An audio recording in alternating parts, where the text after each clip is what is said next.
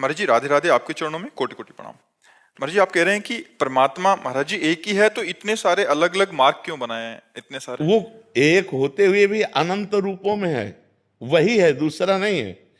जैसे एक शीशे के मकान में हम खड़े हो जाएं तो हम ही हजारों रूपों में दिखाई देंगे। शीशे के कई प्रकार होते हैं, एक तुम्हारा लंबा मुंह दिखा देगा, एक भयावह मुंह दिखाई देगा, एक करेक्ट रूप दिखाएगा, अलग अलग। और ऐसे शीशों से एक महल बनाओ तो हम कैसे नजर आएंगे?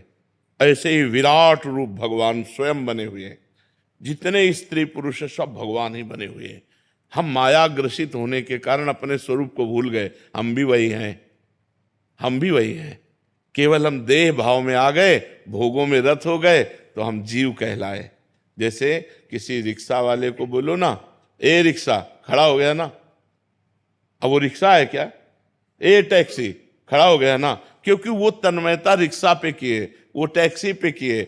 इसी तरह हम अनेक भाव वाले हो गए, रूपों के अनेक भाव वाले। हम भगवान को अपना भैया माने, भगवान को अपना दोस्त माने, भगवान को अपना पति माने, भगवान को अपना पुत्र माने। भगवान को हम कुछ भी मान सकते हैं। तो जो पुत्र माने वात्सल्य भाव, उसके लिए भगवान आचार्य रूप में प्रकट हुए। हम भगवान को सखा माने तो भगवान उसके रूप आचार्य रूप में प्रकट हुए। हम भगवान को पति माने तो उसके लिए, हम भगवान को अपना प्रिय स्वामी माने, अपने को दास माने तो उसके लिए भगवान ही अलग अलग अपने रूपों की आराधना के लिए आचार्य रूप में प्रकट है। अब हम सब भगवान को एक जैसा थोड़ी मान सकते हैं।